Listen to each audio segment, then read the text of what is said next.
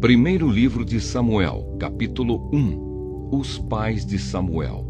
Havia um homem da tribo de Efraim chamado Eucana, que vivia na cidade de Ramá, na região montanhosa de Efraim. Ele era filho de Jeroão, neto de Eliú, bisneto de Tou e trineto de Zufi. Eucana tinha duas mulheres, Ana e Penina. Penina tinha filhos, porém Ana não tinha. Todos os anos Eucana saía da sua cidade e ia a Siló, a fim de adorar e oferecer sacrifícios ao Senhor Todo-Poderoso. Ofne e Finéias, os filhos de Eli, eram sacerdotes do Senhor Deus em Siló. Cada vez que Eucana oferecia o seu sacrifício, ele dava uma parte para Penina e outra para todos os seus filhos e filhas. Mas para Ana ele dava 2 vezes mais. Eucana a amava muito, embora o Senhor não permitisse que ela tivesse filhos. Penina, sua rival, provocava e humilhava Ana, porque o Senhor não permitia que ela tivesse filhos. Isso acontecia ano após ano. Sempre que iam ao santuário do Senhor, Penina irritava tanto Ana que ela ficava só chorando e não comia nada. Um dia o seu marido Eucana lhe perguntou: Ana, por que você está chorando? Por que não come? Por que está sempre triste? Por acaso eu não sou melhor para você do que 10 filhos? Ana pede a Deus um filho. Certa vez eles estavam em Siló e tinham acabado de comer. Eli, o sacerdote, estava sentado na sua cadeira, na porta da tenda sagrada. Aí Ana se levantou, aflita, e chorando muito, orou a Deus, o Senhor, e fez esta promessa solene: Ó Senhor Todo-Poderoso, olha para mim, tua serva, vê a minha aflição e lembra de mim. Não esqueças a tua serva. Se tu me deres um filho, prometo que o dedicarei a ti por toda a vida e que nunca ele cortará o cabelo. Ana continuou orando ao Senhor durante tanto tempo que Eli começou a prestar atenção nela e notou que os seus lábios se mexiam, porém não saía nenhum som. Ana estava orando em silêncio, mas Eli pensou que ela estava bêbada e disse: Até quando você vai ficar embriagada? Veja se para de beber. Senhor, respondeu ela, eu não estou bêbada, não bebi nem vinho nem cerveja. Estou desesperada e estava orando, contando a minha aflição ao Senhor. Não pense que sou uma mulher sem moral. Eu estava orando daquele jeito porque sou muito infeliz e sofredora. Então Eli disse: Vá em paz, que o Deus de Israel lhe dê o que você pediu. Que o Senhor sempre pense bem de mim, respondeu ela. E saiu. Então comeu alguma coisa e já não estava tão triste. O nascimento de Samuel. Na manhã seguinte, Eucana e a sua família se levantaram cedo e adoraram a Deus, o Senhor. Aí voltaram para casa em Ramá. Eucana teve relações com a sua esposa Ana, e o Senhor respondeu à oração dela. Ela ficou grávida e no tempo certo deu à luz um filho. Pôs nele o nome de Samuel e explicou: Eu pedi esse filho a Deus, o Senhor. Eucana e a sua família foram a Siló para oferecer ao Senhor o sacrifício anual e o sacrifício especial que ele havia prometido. Ana, porém, não foi. Ela disse ao marido: Assim que o menino for desmamado, eu o levarei ao santuário de Deus, o Senhor, para que ele fique lá toda a sua vida. Eucana respondeu: Faça o que achar melhor. Fique em casa até que ele seja desmamado. E o Senhor faça com que, de fato, se cumpra a promessa que você fez. Então Ana ficou em casa e amamentou o filho. Depois que ele foi desmamado, ela o levou a Siló. Levou também um touro de 3 anos, 10 quilos de farinha e um odre cheio de vinho. Samuel era muito novo quando a sua mãe o levou à casa do Senhor em Siló. Os pais de Samuel ofereceram o touro em sacrifício e levaram o menino para Eli. Ana disse: Meu senhor, juro pela sua vida que sou aquela mulher que o Senhor viu aqui de pé, orando. Eu pedi esta criança a Deus, o Senhor, e ele me deu o que pedi. Por isso agora eu estou dedicando este menino ao Senhor. Enquanto ele viver, pertencerá ao Senhor. Então eles adoraram a Deus ali. Primeiro livro de Samuel, capítulo 2. A oração de Ana.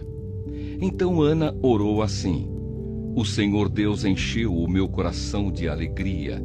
Por causa do que Ele fez, eu ando de cabeça erguida. Estou rindo dos meus inimigos e me sinto feliz, pois Deus me ajudou. Ninguém é santo como o Senhor. Não existe outro Deus além dele e não há nenhum protetor como nosso Deus. Não fiquem contando vantagens e não digam mais palavras orgulhosas, pois o Senhor é Deus que conhece e julga tudo o que as pessoas fazem. Os arcos dos soldados fortes estão quebrados, mas os soldados fracos se tornam fortes. Os que antes estavam fartos, agora se empregam para ganhar comida, mas os que tinham fome, agora estão satisfeitos. A mulher que não podia ter filhos deu à luz 7 filhos, mas a que possuía muitos filhos ficou sem nenhum. O Senhor Deus é quem tira a vida e quem a dá. É Ele quem manda a pessoa para o mundo dos mortos e a faz voltar de lá. Ele faz com que alguns fiquem pobres e outros ricos. Rebaixa uns e eleva outros. Deus levanta os pobres do pó e tira da miséria os necessitados. Ele faz com que os pobres sejam companheiros dos príncipes e os põe em lugares de honra. Os alicerces da terra são de Deus, o Senhor. Ele construiu o mundo sobre eles.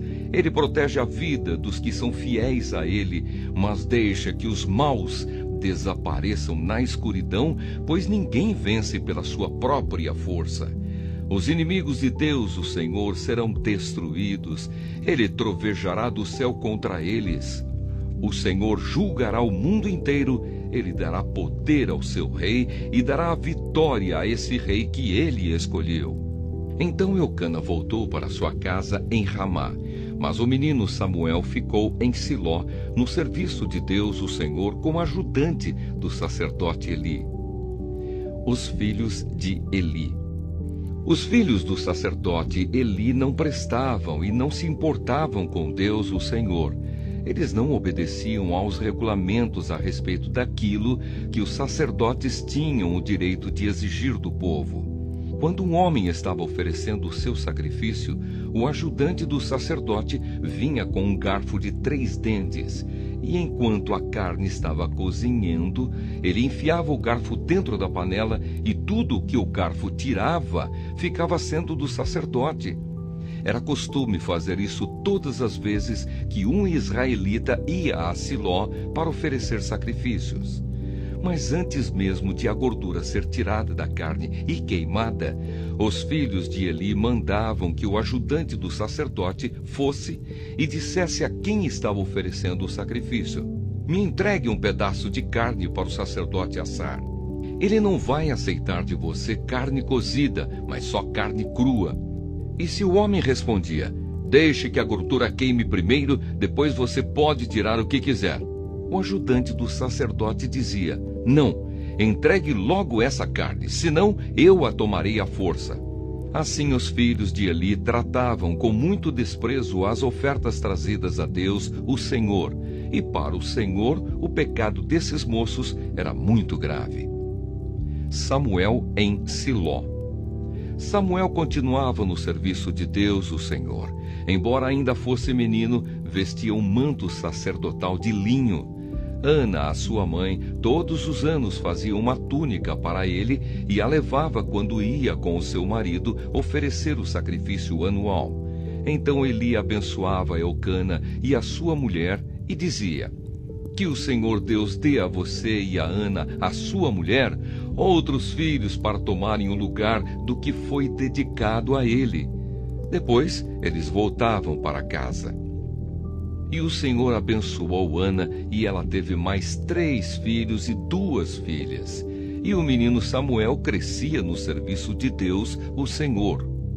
Eli e os seus filhos. Eli já estava muito velho. Ele ouvia falar de tudo que os seus filhos faziam aos israelitas e também que eles estavam tendo relações com as mulheres que trabalhavam na entrada da tenda sagrada. Então Eli disse: "Por que é que vocês estão fazendo essas coisas? Todos me falam do mal que vocês estão praticando. Parem com isso, meus filhos. Eu estou ouvindo o povo do Senhor Deus dizer coisas terríveis a respeito de vocês. Se uma pessoa peca contra outra, o Senhor pode defendê-la, mas quem pode defender aquele que peca contra Deus?" Mas eles não ouviram o pai, pois o Senhor havia resolvido matá-los. E o menino Samuel continuava a crescer, e tanto o Senhor como as pessoas gostavam cada vez mais dele. A profecia contra a família de Eli. Então um profeta procurou Eli e lhe deu esta mensagem de Deus, o Senhor: "Eu me revelei ao seu antepassado Arão quando ele e a sua família eram escravos do Egito.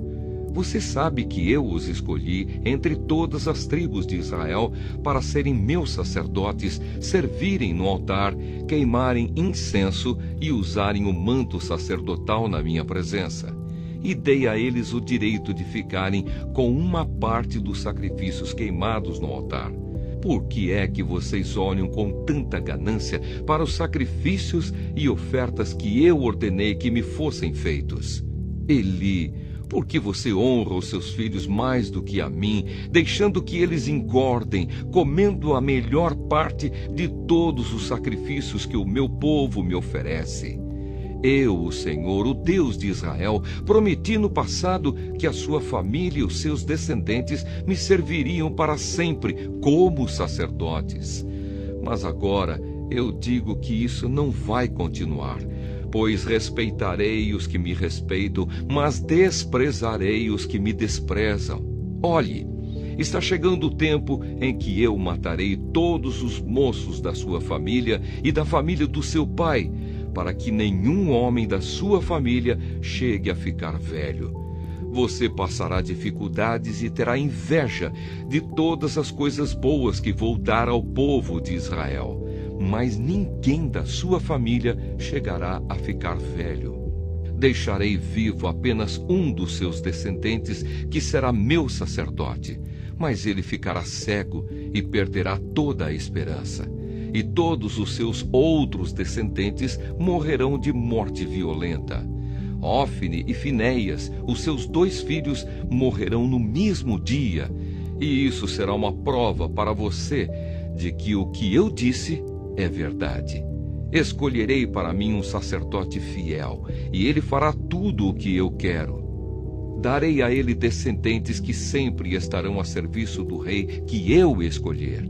E todos os outros descendentes de você que por acaso ficarem com vida terão de se curvar diante do rei para pedir dinheiro e comida, e implorarão para ajudar os sacerdotes a fim de terem alguma coisa para comer." Primeiro livro de Samuel, capítulo 3. Deus aparece a Samuel. Samuel ainda era menino e ajudava Eli na adoração a Deus, o Senhor. Naqueles dias, poucas mensagens vinham do Senhor e as visões também eram muito raras. Certa noite, Eli, já quase cego, estava dormindo no seu quarto. Samuel dormia na tenda sagrada onde ficava a Arca da Aliança. E a lâmpada de Deus ainda estava acesa. Então o Senhor Deus chamou: "Samuel, Samuel!" "Estou aqui", respondeu ele. Então correu para onde Eli estava e disse: "O Senhor me chamou? Estou aqui." Mas Eli respondeu: "Eu não chamei você. Volte para a cama." E Samuel voltou. Então o Senhor Deus tornou a chamar Samuel. O menino se levantou, foi aonde estava Eli e disse: "O Senhor me chamou? Estou aqui." Mas Eli tornou a responder: "Eu não chamei você, filho. Volte para a cama." Samuel não conhecia o Senhor, pois o Senhor ainda não havia falado com ele. Aí o Senhor chamou Samuel pela 3ª vez. Ele se levantou, foi aonde Eli estava e disse: "O Senhor me chamou? Estou aqui." Então Eli compreendeu que era o Senhor quem estava chamando o menino e ordenou: volte para a cama, e se ele chamar você outra vez, diga: fala, ó Senhor, pois o teu servo está escutando. E Samuel voltou para a cama. Então o Senhor veio e ficou ali. E como havia feito antes, disse: Samuel, Samuel. Fala, pois o teu servo está escutando, respondeu Samuel. E o Senhor disse: eu vou fazer com o povo de Israel uma coisa tão terrível que todos os que ouvirem a respeito disso ficarão apavorados. Naquele dia farei contra Eli tudo o que disse a respeito da família dele, do começo até o fim. Eu lhe disse que ia castigar a sua família para sempre, porque os seus filhos disseram coisas más contra mim. Eli sabia que eu ia fazer isso, mas não os fez parar. Por isso juro à família de Eli que nenhum sacrifício ou oferta poderá apagar o seu terrível pecado. Samuel ficou na cama até de manhã. Aí se levantou e abriu os portões da área da tenda sagrada. Ele estava com medo de falar com Eli sobre a visão que havia tido. Mas Eli o chamou. Samuel, meu filho. Estou aqui, respondeu ele. O que foi que Deus lhe disse? Perguntou Eli. Não esconda nada de mim. Deus o castigará severamente se você não me contar tudo o que ele disse. Então Samuel contou tudo, sem esconder nada. E Eli disse: Ele é Deus, o Senhor. Que ele faça tudo o que achar melhor. E Samuel cresceu. O Senhor estava com ele e fazia tudo o que Samuel dizia que ia acontecer. Assim todo o povo de Israel, do norte ao sul do país, ficou sabendo que Samuel era, de fato, um profeta do Senhor. O Senhor continuou a aparecer em Siló, onde havia se revelado a Samuel e falado com ele. E a palavra de Samuel era respeitada por todo o povo de Israel. Primeiro livro de Samuel, capítulo 4. Os filisteus tomam a Arca da Aliança. Naqueles dias o povo de Israel foi lutar contra os filisteus. Os israelitas acamparam em Ebenezer e os filisteus em Afecá. Os filisteus se aprontaram e entraram na luta. Eles venceram os israelitas, matando no campo de batalha mais ou menos 4.000 soldados. Quando aqueles que tinham escapado voltaram ao acampamento, os líderes do povo de Israel disseram: por que é que o Senhor Deus deixou que os filisteus nos vencessem hoje? Vamos trazer de Siló para cá a Arca da Aliança, para que assim o Senhor esteja no meio de nós e nos salve dos nossos inimigos. Então mandaram mensageiros a Siló para trazerem a Arca da Aliança do Senhor Todo-Poderoso, que se assenta no seu trono entre os querubins. E Ofne e Finéias, os dois filhos de Eli, vieram junto com a arca. Quando a arca chegou, os israelitas gritaram tão alto que a terra tremeu. Os filisteus ouviram os gritos e disseram: escutem esses gritos no acampamento dos hebreus. O que será que aconteceu? Quando souberam que a Arca da Aliança do Senhor havia chegado ao acampamento hebreu, os filisteus ficaram com medo e disseram: um Deus chegou ao acampamento dos israelitas. Ai de nós! Nunca aconteceu uma coisa assim. Ai de nós! Quem poderá nos salvar destes poderosos deuses? São os deuses que atacaram os egípcios com todo tipo de pragas no deserto. Sejam corajosos, filisteus. Lutem como homens, ou seremos escravos dos hebreus, como eles já foram nossos escravos. Lutem como homens. Assim os filisteus lutaram. Os israelitas foram vencidos e fugiram correndo para suas casas. E houve uma grande matança. 30.000 israelitas foram mortos. Então os filisteus tomaram a arca de Deus e Ofne e Finéias, os filhos de Eli, foram mortos. A morte de Eli. Um homem da tribo de Benjamim correu desde o campo de batalha até Siló e chegou lá no mesmo dia. Para mostrar a sua tristeza, ele havia rasgado as suas roupas e posto terra na cabeça. Eli estava sentado numa cadeira perto da estrada, esperando. Ele estava muito preocupado com a Arca da Aliança. Quando o homem deu a notícia, toda a gente da cidade ficou apavorada e começou a chorar alto. Eli ouviu os gritos e perguntou: "Que barulho é esse?" Então o homem correu para contar as notícias a Eli. Eli estava com 98 anos e completamente cego. O homem disse: "Eu fugi da batalha e hoje mesmo vim correndo de lá até aqui." "O que aconteceu, meu filho?" perguntou Eli. "O povo de Israel fugiu dos filisteus", respondeu o mensageiro. "Foi uma terrível derrota para nós. Além de tudo, os seus filhos, Ofni e Finéias, foram mortos, e os filisteus tomaram a Arca da Aliança." Quando ouviu falar na arca, ele caiu da cadeira para trás, perto do portão da cidade. Ele estava muito velho e gordo, por isso, quando caiu, quebrou o pescoço e morreu. Eli foi o líder do povo de Israel 40 anos. A morte da mulher de Finéias. A nora de Eli, a mulher de Finéias, estava grávida e já quase na época de ter a criança. Quando ela soube que a arca de Deus havia sido tomada e que o seu sogro e o seu marido tinham morrido, começou a ter as dores de parto e deu à luz. Ela estava morrendo, mas as mulheres que a ajudavam disseram: "Tenha coragem, você ganhou um filho." Ela não se interessou e não respondeu, mas deu ao menino o nome de Icabô, explicando: "A glória saiu de Israel." Disse isso falando da tomada da arca de Deus e da morte do seu sogro e do seu marido. Ela disse: "A glória saiu de Israel, pois a arca de Deus foi tomada pelos nossos inimigos."